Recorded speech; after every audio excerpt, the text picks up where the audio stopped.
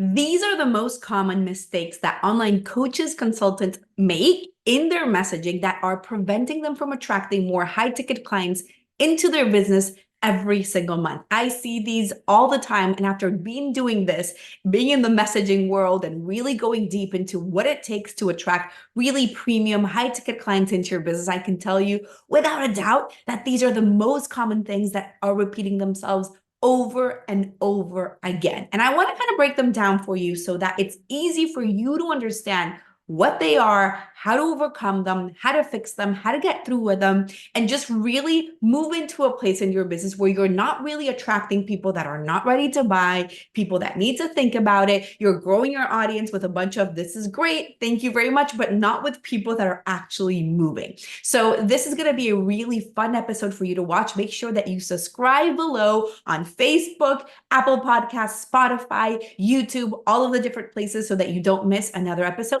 Let's get started right now.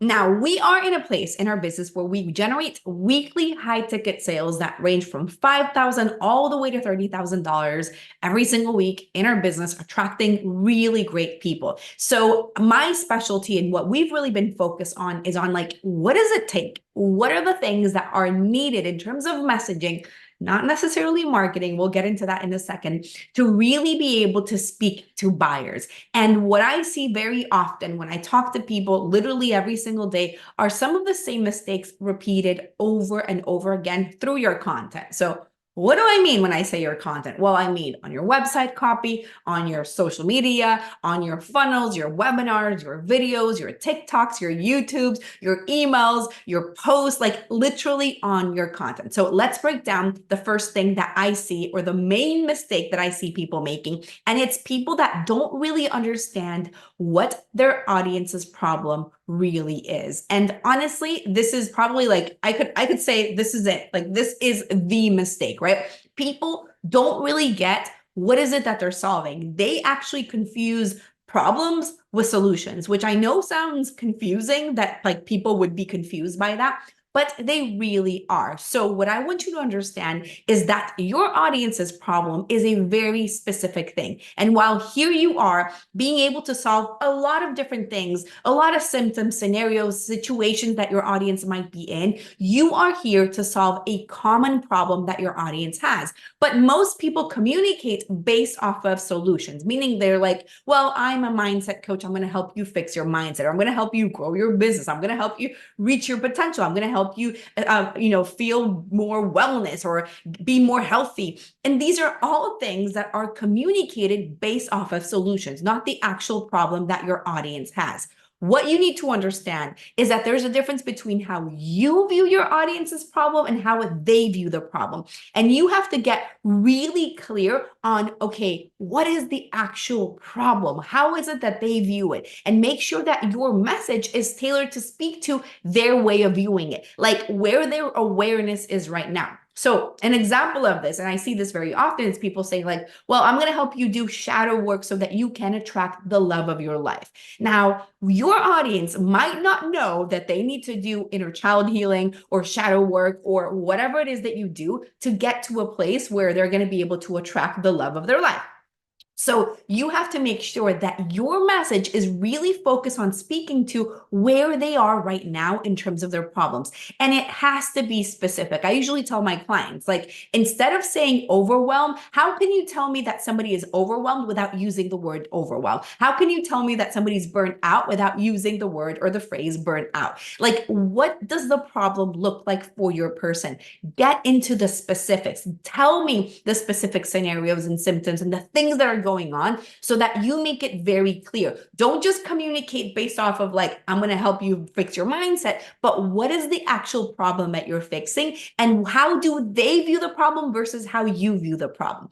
And that takes me to the second problem that I see, or the second mistake that I see coaches and online business owners make a lot, which is then you're taking that problem to the absolute extreme, meaning you're agitating the problem way too much. And you become, and if you follow me or you know me, you're going to know what I'm going to say. You become the Ursula, speaking to the poor, unfortunate soul. When you agitate the problem way too much and you make everything about your problem and how bad the situation is, what happens is that you end up attracting people that are in victim mentality, who are blaming everybody else, who are like, poor me, everything is wrong, nothing has worked, I've invested money in this, nothing has worked before. I'm like people that are extremely skeptical and not really the action takers that are going to go forward and buy your services. I mean, it can work and it has worked in the past, but what I do believe is that the online space is really changing and people respond less and less to agitation, especially when we're talking about a high ticket offer. So you have to be very careful with not taking the problem too far. You have to find a way to be able to speak to the problem without really turning your problem into the problem, like turning your whole message about how bad the situation is and just making people feel pain and thinking that that's enough of a reason to get somebody to buy. That is not a way to create urgency. There are better ways to create urgency, and you really need to focus on, okay, how do I speak to the buyer? How does the action taker, how does the doer, is what I actually call them, how do they see the problem? How do I bring that problem for them in a way that really lifts them up and not makes them feel like crap, so that's the reason why they end up buying from me? So that is the second very common mistake that I see people making in terms of their content creation and their messaging.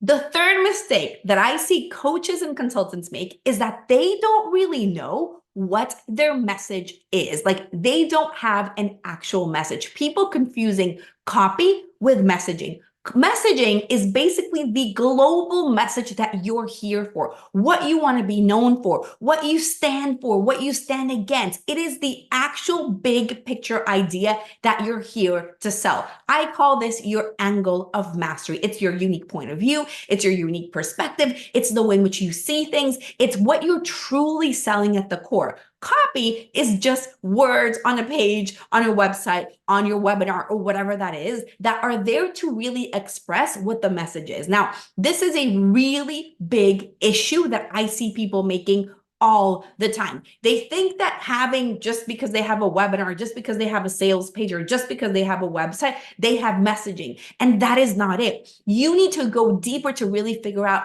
what is the thing that I'm really selling? How do I get behind that? How do I really communicate my value in a way that gets people to feel like this is what I want? So it's really going deeper to really understand what you want to be known for, what you take a stand for, what you take a stand against, and making that the core of your brand versus like, buy my program, buy my offer, here's what I have for you right now. That's not what it's going to really create a movement and get people to want to buy what you have to sell. The fourth very common mistake that I see coaches and consultants making in terms of their content and messaging is really not understanding what value actually means. And this is like a major one. Like, this is a really, really big one that I see people making all the time. So people think that delivering value is either you creating a whole bunch of tutorials and educational content and how-to content and like just showing up as much as you can and delivering as much value as you possibly can, again, quote unquote value, right? And just going after it and going more and more and more. You think that that is value. That is not real value. That is honestly just you making noise, you just being noisy and adding more information to a feed that is already overloaded. Adding value is about something deeper. Actually, before I go into the thing that I think that value is, the other part of this mistake is the opposite, where you're like, I don't want to, let me give away the what and the why, but never get into the how at all. So then you either are at the extreme where you're giving all of the how away and you're making everything educational, or you're at the other end where everything is very vague and you're just using a bunch of claims and like guarantees and things to get people to buy or to pay attention. And you think that that's enough. Neither of those things are the thing that value is. Value is about shifting your audience's beliefs and shifting their perspectives, getting them to see the problem that they have in a really unique and different way, really getting them to have breakthroughs and seeing what you're sharing as the thing that they want. You want to basically create a need for your service. I wouldn't actually say service. It's not even a need for your program. It's a need for your angle of mastery, for that thing that I talked about in the previous mistake, right?